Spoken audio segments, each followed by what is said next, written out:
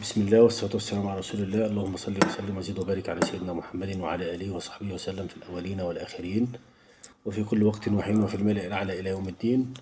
من سانت كاترين ودرجة حرارة 3 تحت الصفر، ربنا يكون في عنا. هنقول النهاردة شوية حاجات كده عن النادي الأهلي. النادي الأهلي دلوقتي بإذن واحد أحد اتحرك من ساعة تقريبا من طنجة على مصر. هيرجعوا واخدين راحة 48 ساعة عشان ان شاء الله يسافروا للسودان عشان مباراة الهلال السوداني. مباراة صعبة، الهلال خسر امبارح من سان داونز 1-0 وانطرد منه واحد. مباراة كانت صعبة على سان داونز، كسب بالعافية. فرقة الهلال عاملة تدعيمات كبيرة وجايبين مدرب كبير.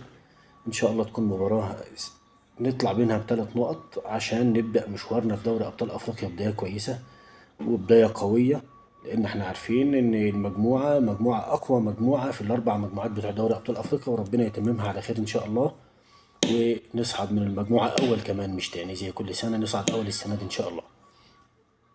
تاني حاجة معانا الشناوي وكهربا. أنتوا عارفين طبعا إن كهربا عنده غرامة، لو ما سددش 500 ألف دولار اليومين دول هيتوقف تاني 6 شهور. والإيقاف المرة دي إيقاف يعني هيتم تنفيذه لحد نهاية المدة، يعني لو ما دفعش 500 ألف دولار ال6 شهور هيتموا 6 شهور.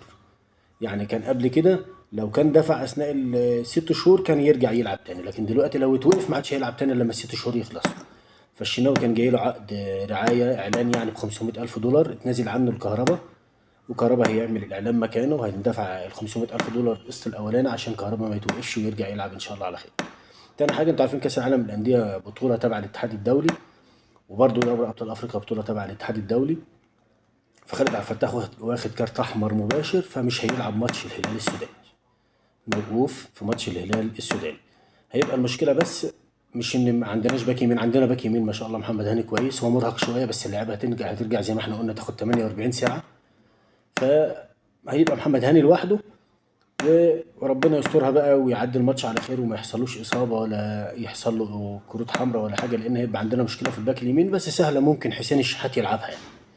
انتوا عارفين طبعا ان اكرم وكريم فؤاد مصابين الاثنين، ربنا يشفيهم ان شاء الله. تالت حاجة عندنا محمد عبد المنعم، طبعا عنده تراكم انذارات بس مش هيتوقف، يعني قانون كأس العالم للأندية ما ينطبقش في تراكم الانذارات على دوري أبطال أفريقيا. يعني محمد عبد المنعم واخد أكتر من 3 انذارات بس مش هيتوقف في ماتش الهلال السوداني وهيكون جاهز مع الأهلي إن شاء الله.